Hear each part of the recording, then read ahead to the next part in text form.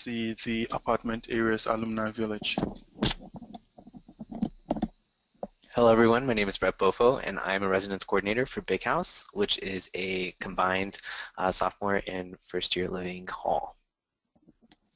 Between the three of us, as I mentioned before, we hope to give you a good layout and breakdown of what you're going to experience your first couple of hours here um, as you are moving into your room.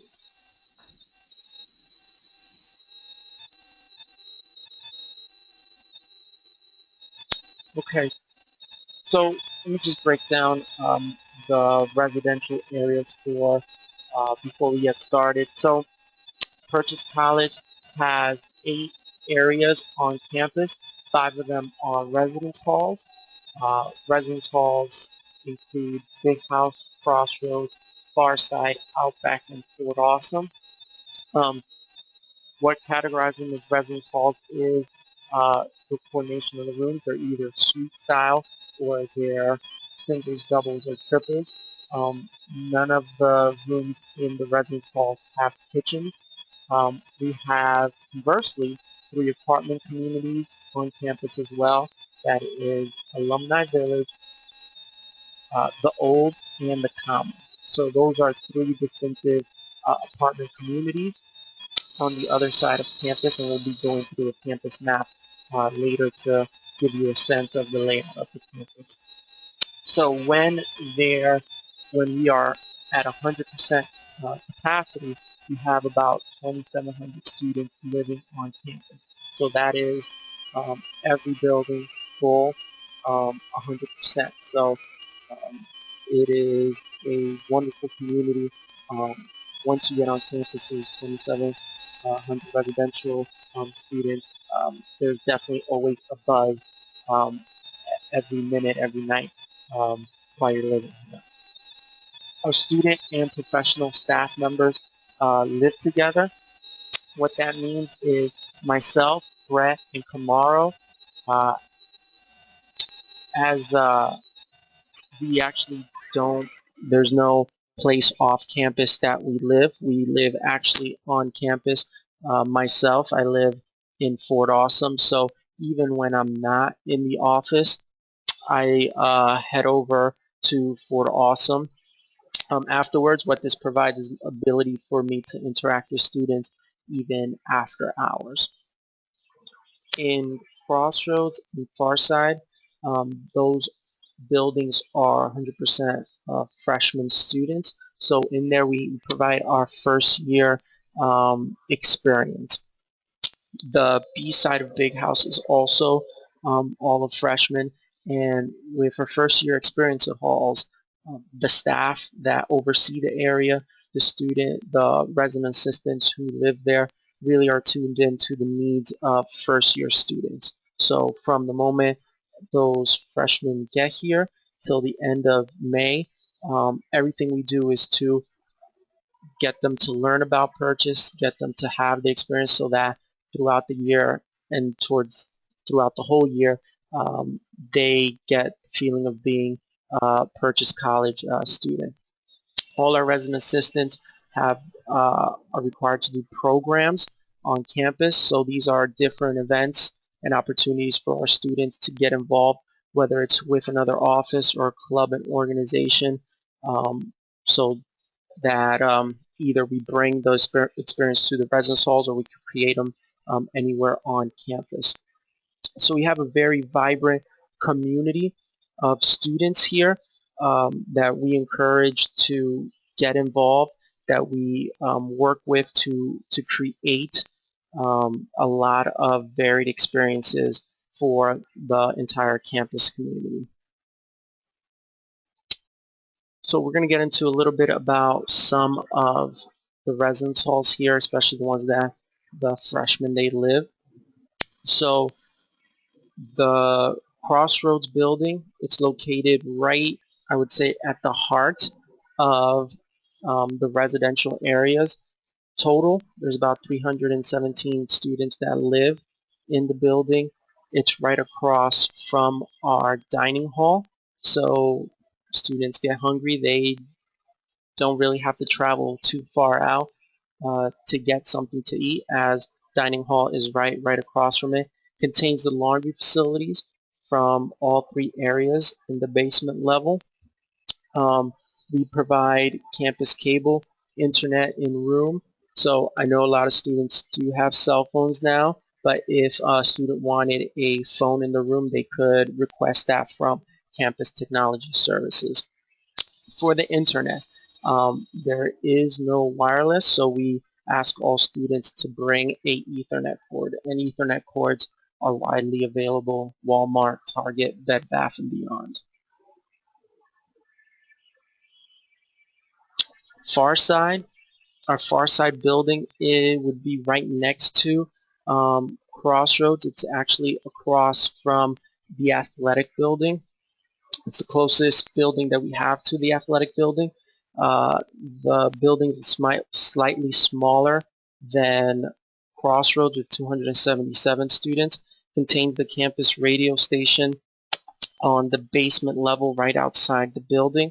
Again, we provide a phone at request from CTS, campus cable, internet in room. Also in the rooms there is a desk chair, a bed, and a closet with a dresser, tall dresser, and a small desk drawer that we provide. Big house. Big House is our largest residence hall. It is across from the newly opened Humanities building. Just a quick note about Humanities.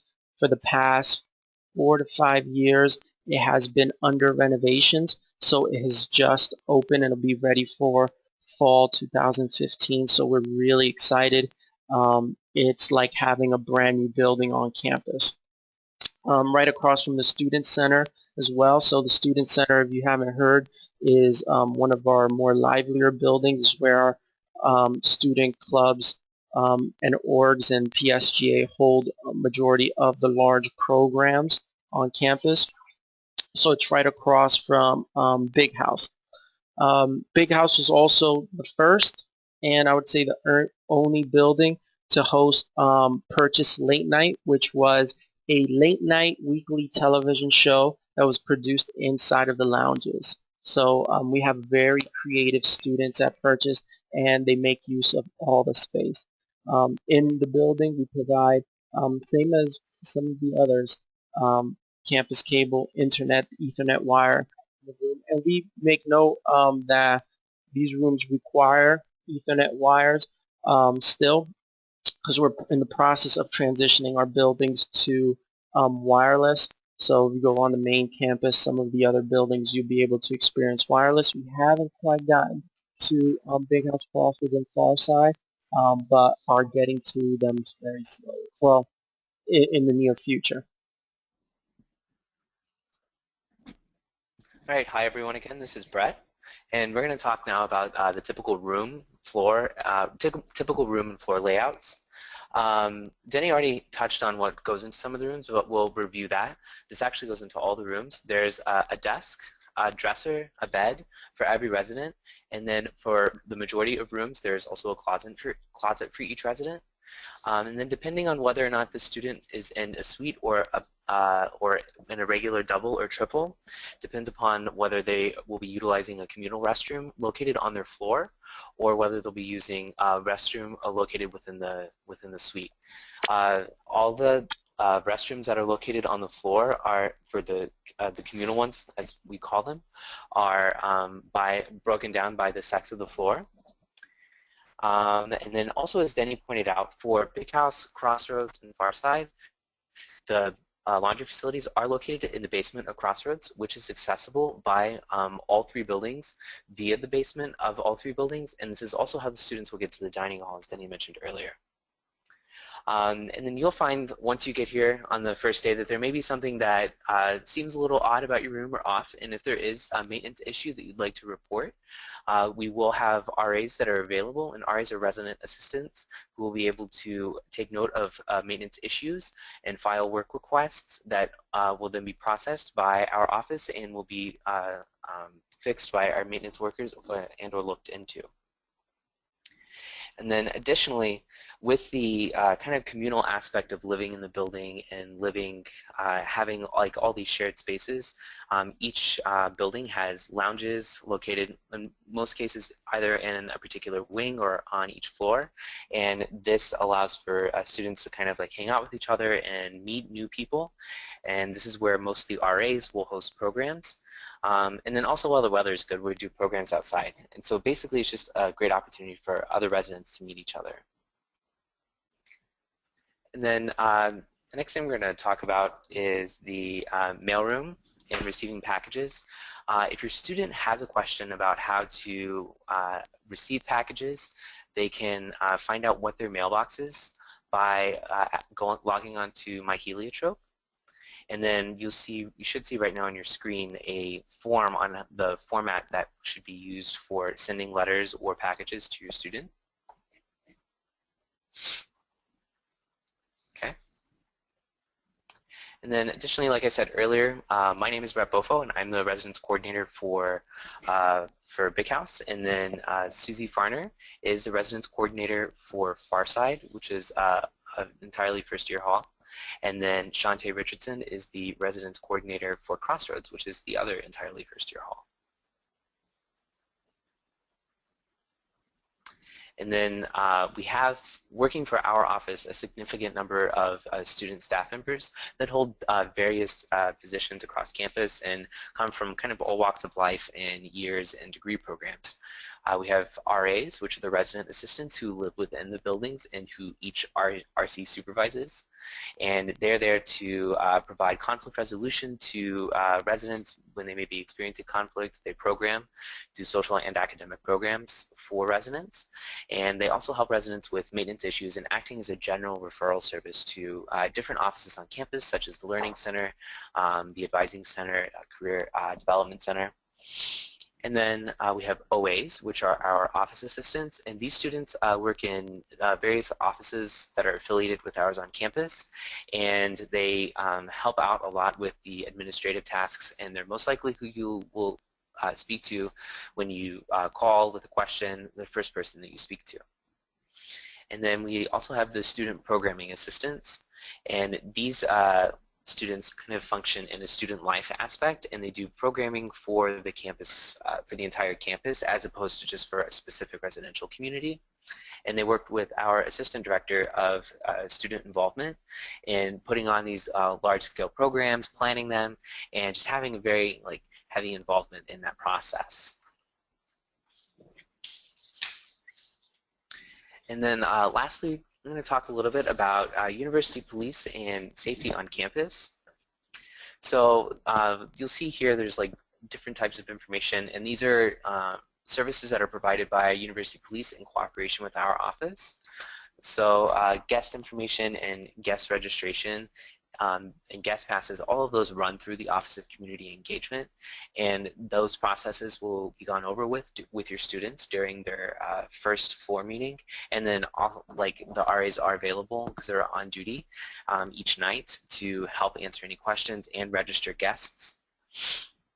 Located around campus are emergency blue lights. Now these are if students find themselves in a more remote part of campus, such as a parking lot or on one of the trails around campus, and they say injure themselves or they see something that's suspicious, then they can go to one of these blue lights, and instantly once they pick up the phone, they'll be connected with UPD, and then UPD can dispatch someone to that particular location. And then we also have located throughout our campus smoking receptacles, and the smoking receptacles are part of the SUNY-wide mandate to kind of phase out the use of tobacco products on campus, and each receptacle is located outside of either an academic building or residence area at a distance that to where the smoke won't come into the building, so they're about 25 to 50 feet away from each area.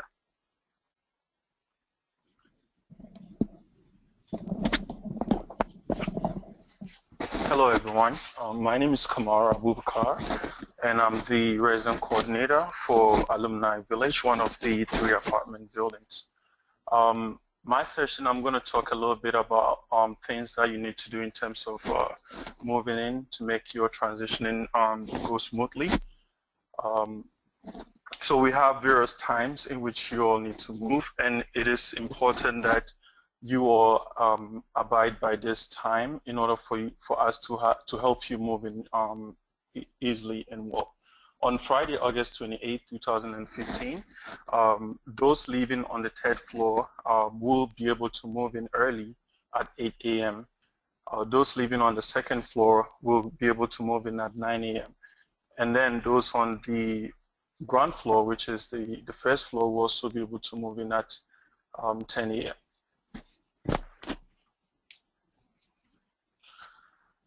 Okay. Before you arrive, you have to know your arrival times, which I already gave it to you earlier on.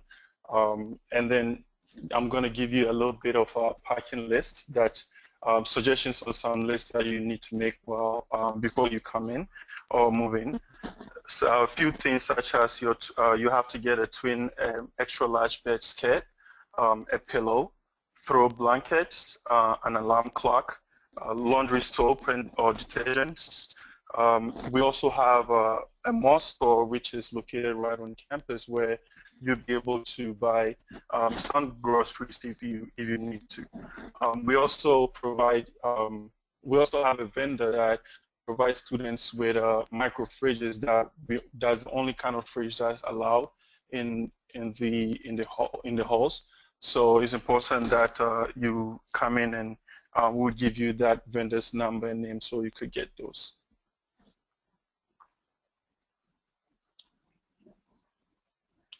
Before you arrive, you need to submit your records for health services. It is important that you submit this as soon as you get here. You have to review what to bring and what not to bring. It's also really important. You also need to touch base with your roommates or suite mates to have that communication in terms of what they are bringing so that you don't have to bring the same kind of items.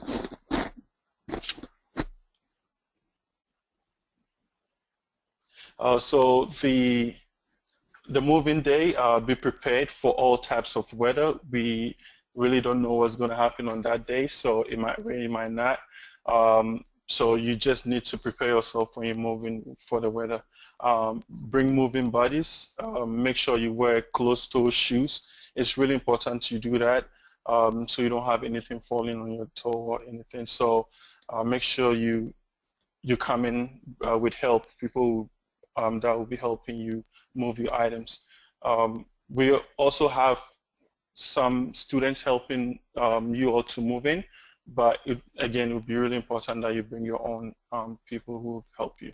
Arriving during your designated time, make sure you come in at the right time. Those were the ones that I went through earlier on. Um, Watch out for directional signs pointing you to check-in. Each area has its own check-in area, so it's really important that you pay attention as soon as you get on campus so that you'll be able to move into your space well without any issues. Arrive, check in, and unload your stuff, and then move your car to a parking lot where everybody needs to, where you can drop your cars and not stay right in front of the building where everybody else is trying to drop off their students and their items so that you make enough space for people to move in. Move into your room and return your pink RPRs to your RAs within 48 hours.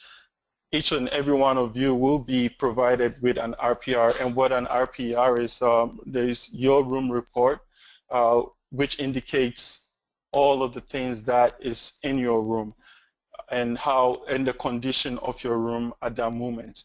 So it's really, really important that as soon as you move in, you take that sheet, look around in your apartment and in your room and make sure that everything that is said on the RPR is actually accurate before you turn in the RPRs to your RAs. Go Explore Welcome Week. I'll be giving you a little bit of schedule in terms of what needs to be done, or the programs that are going on campus that you can be involved in. For international students, you all have a different process. I know by this time, Marjorie has communicated with you in terms of how you be moving in. So please follow that email that Marjorie sent you all. So this slide is for the parking areas where you will be parking. As I mentioned earlier on, soon as you drive in, you'll be seeing a lot of signs that show you exactly where to go, depending on which building you are in, and also show you direction where you need to park your stuff after you drop all your items, and making sure that you don't leave your car where in front of your building where other people will be trying to drop off their items as well. We'll also have people on campus that will be directing you. So when you come in, we really want you to pay attention to direction and make sure you have a smooth transition into your buildings.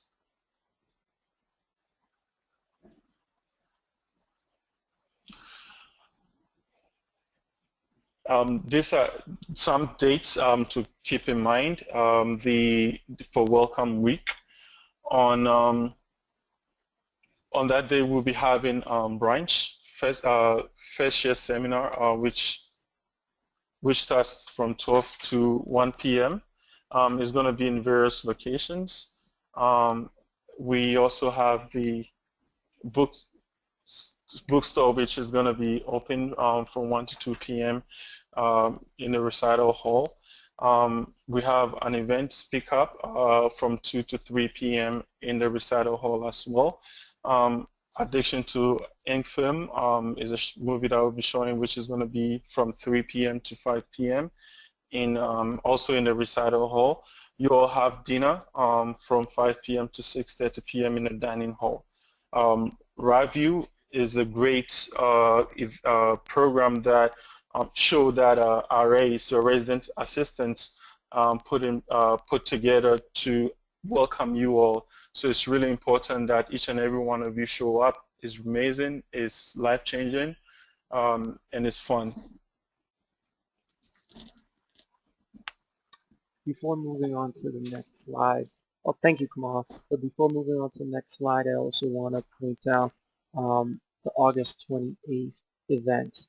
So what Kamal reviewed was for Saturday 29th.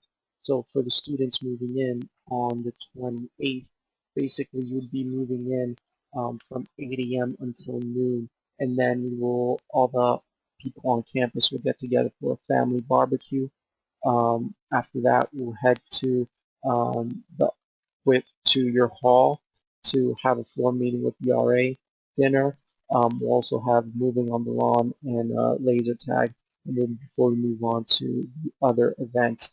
So these events start from the moment that you get on campus all throughout the welcome week. So this is just a small little preview of what you'll see when you get here. So, but when you get here, you'll get the complete schedule of events.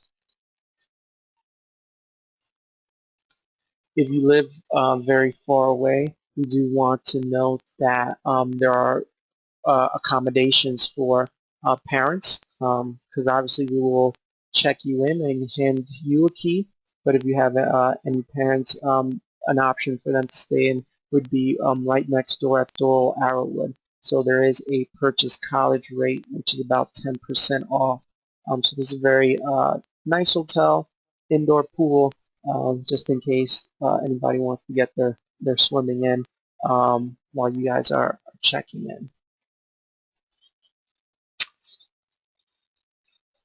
If you have any questions, so we'll get to questions outside in a little bit, in a couple minutes, but if you have any questions that come up that we didn't address after the end of the webinar, you can still contact us. We have two phone numbers to take note, 914-251-6320 and 914-251-7040. Another thing to note, if when you get on campus, and you're given a 4-digit extension of any office, any staff member, faculty member on campus. One thing to note is the first 6 digits will always be 914251, and then whatever the extension is, that'll get you direct in contact with the individual, the office you're trying to connect to. Lastly, if you want to contact our department, you could reach us at ceg@purchase.edu.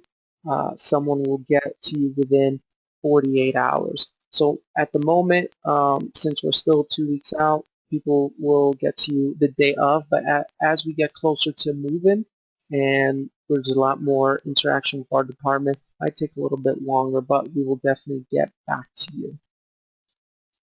I do want to open it for questions now, so you could put them into the chat box and we will answer them. So I had a question before from a student noting that if they can't make it to campus on the 28th, would they be able to check in on the 29th? And absolutely, you'll be able to check into your building on that Saturday the 29th. At that time, each area will have an RA staffed in their building from morning until 8 p.m. For the student to be able to go in there and pick up their key and check in. So that would be no problem. We have another question. Even though the residence hall has an Ethernet, am I still allowed to bring a Wi-Fi router? The laptop does not have an Ethernet port. So yes, you'll be able to bring a Wi-Fi router. Our CTS, Computer Technology Services, does support that. I am not as technological savvy with these things. I could give you a number, which would be 914-251-6465, and they would be able to provide you with directions on how to connect that. Our staff, depending on their level of familiarity with the project, will be able to do so or not, but I know that if a student came to me, I wouldn't be able to tell them, give them direct answers to how to set the Wi-Fi up. I have another question. Is this webinar for freshmen or for transfers as well? For all our students. So there's information there here that would be helpful to transfers.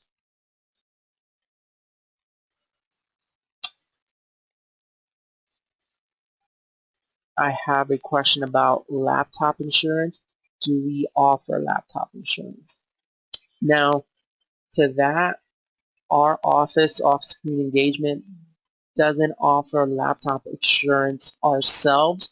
We provide information for renters insurance that would cover a laptop. So if you don't have any insurance on it, you come to our office located on the 3rd floor of the Student Services Building or on the 2nd floor of Campus Center North to pick up a brochure that will have all the information. And we will give you the brochure you could contact to get insurance. Also, a thing to note, if your parents have homeowners insurance or renters insurance, I would also inquire about the possibility of your belongings to be added onto an existing policy. So that is also possible.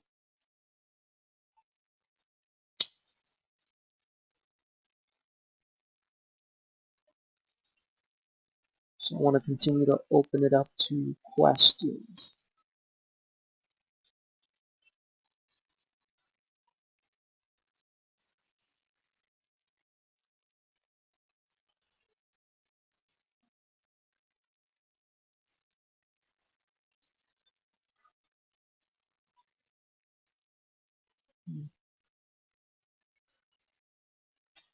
wanted to open up to the staff to see if there are some items that they wanted to touch upon that I may have missed in answering the questions that were already asked.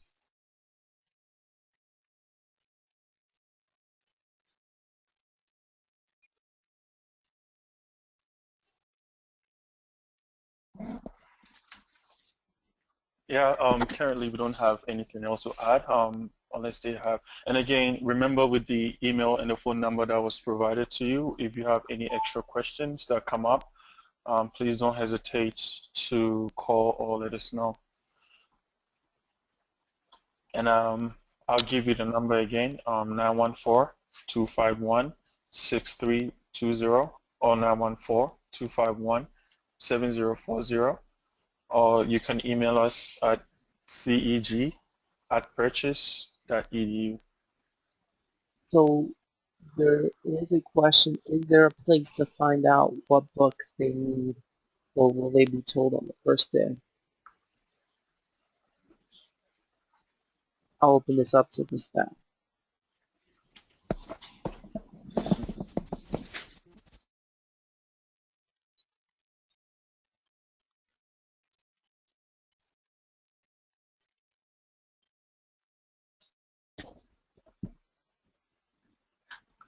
Sorry, can you repeat that?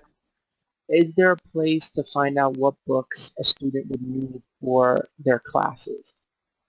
Yes, so the students can log on to My Heliotrope and they'll find out what classes they have, but then also professors and instructors will begin sending students their syllabi, and they may have access to these already through Moodle, which is spelled Moodle, and that's also accessed through purchase.edu. And students can see what books are required for their class. And as Kamaro had talked about earlier, the bookstore will be open for the days of move-in, and students can go and see the books. And the bookstore actually offers not just selling you new books, but you can also buy used books, and you can also rent your textbooks, so that way you return them at the end of the semester, which some students find to be a much more like affordable and desirable option. A student asked, where do they go if they are trying to move in on the 29th? Where did they go if they're trying to move in on the 28th? On the 29th, Saturday. If it's, well, for a first year student, then they should be able to go ahead and move in. And each area, the first year halls, I know especially for Big House, because we'll have a continuous move-in, we'll have RAs available to conduct the check-ins. Each building, they have a RA office. It's usually at one of the entrances. They're pretty predominantly displayed with larger windows. So from the outside in Big House Crossroads and Far Side, you'll be able to see where the office is located. But if you are intending to come in on the 29th and need particular directions, you could contact CEG at purchase.edu, and we will answer whatever concerns directly. I have another question. How would we access the course syllabus on Moodle? So once you're in Moodle, if the professor or instructor has already uploaded the course syllabi, it would be in, I believe, the announcement section, where it would be posted on the front page for that particular class. So you would click on your class, which will say like the section. It'll give like the prefix for the class and then the section number. And you click on that and that'll take you to the classes page. And if the professor or instructors uploaded it, you would see it there. And then if you have questions specifically about what's on the syllabus or if the syllabus will be available before, you can also contact your instructor outright through email, and you can look up their name and their contact information from your schedule, but then you can also input that into your purchase email account, and you can send them an email by looking them up through the contacts sections on the purchase email. You have a question. Um, the student, do we need to pay to get our laundry cleaned, and do the machines include the detergents? So for students, actually, all students on campus, laundry is covered by your housing and your student fees and everything. So you don't have to pay for like per load. And then we encourage students to have their own detergents. So you can bring your own detergent. You can also bring your own like dryer sheets. You can figure that out with your roommate. And that's actually a really good way to start conversations with your roommates, is to figure out like what each of you are going to bring. So that way when you get here, you don't have like double of absolutely everything in the room. I have one more question um, about the cable. Student wants to know, how do they um, get to see the cable channels on campus? So that information is available online on the purchase website, but then you can also email, Denny, correct me if I'm wrong, but I believe it's cable@purchase.edu, Correct. Cable at purchase.edu. and you can request from them information about the specific channels. And then also during move-in, every year the cable office on campus, part of the Purchase College Association, provides us with TV guides for the residents, and those will be made available to you as well. And those are like hard copy, like it's basically an index of all the channels that are offered. Yeah. And each room does have a cable jack, so there's no box that a student needs to purchase or buy. They just need a coaxial cable cord that they would just plug into the wall, and they would get, I believe, is 92 channels on campus um, through our through the cable service. I have a question about can a student register their car when they move in? Yes. And the students, they can register their car when they move in. They can also do it in advance. And there's been emails that have been sent to the whole campus community about acquiring the new parking passes. And then the for move-in, and then again, correct me if I'm wrong, but I think the parking office, will they have staffing? Yes, they will be staffed that Sunday. Um, I believe it is from 11 to 4 p.m. Um, for students to go in and pick up parking passes. Um, that they'll be available. But as Brett mentioned, you can register and pay for your parking pass online before you get to campus, so that there won't be any money transaction at the office. That you'll just go, your name will be on the list. You show your campus ID and pick up your parking passes. But I do know that there will be hours available the weekend of moving.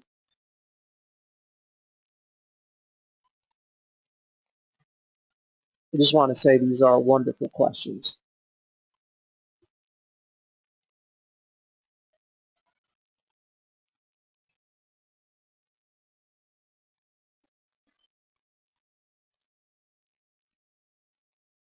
Just want to give an opportunity for any other individuals to submit questions that they have.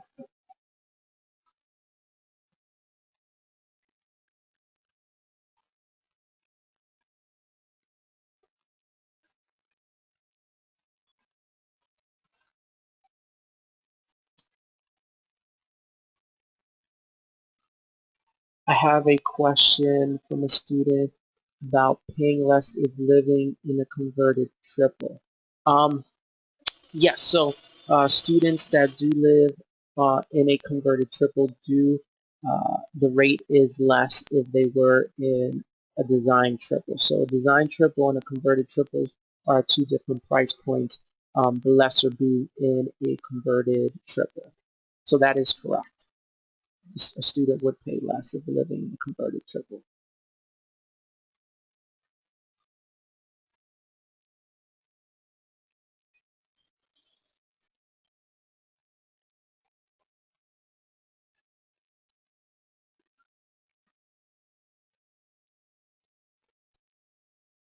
Have another question. If a course is not in Moodle, how would I access the syllabus?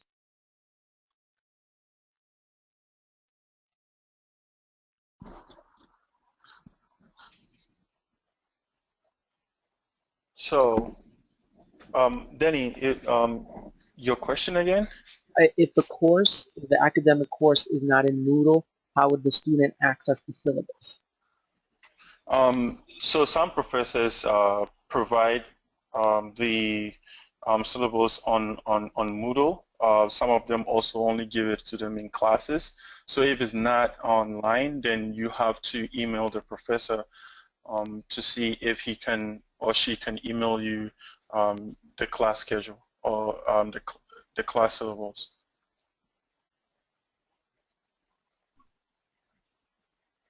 There is a question about renting wireless routers. Um, Yeah. we rent So to the yeah, our CTS office, which is located in the basement of social sciences building, rents out wireless routers for students. You can rent it for the entire semester, and after the semester ends, you can go back in there and rent it again for the spring semester. But you will have to return it before you leave in May. I have a transfer student asking about moving in on the 27th um, because of orientation. So we have several students that have not gone to a orientation session over the summer. So if you're a student that hasn't been to the orientation session, haven't been to a orientation session, you will be able to move in on the 27th and you receive instructions. So to check in on that day. Most of the information, well, all of the information would be exactly the same as we shared. The only difference is students that have not attended an orientation session will be able to move on to 27th. The student that did attend an orientation session over the summer would move in the next day on the 28th.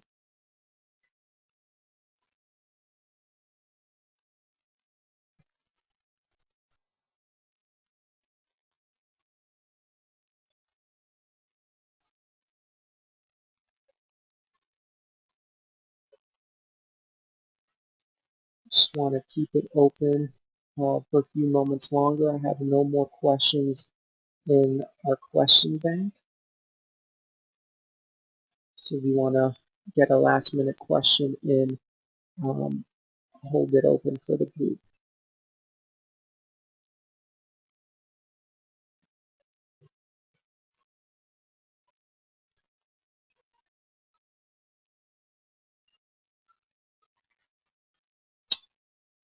Okay, no more questions. First, I do want to thank all the attendees for um, spending your time with us. We really appreciate the time to get to know us, to get to know our campus.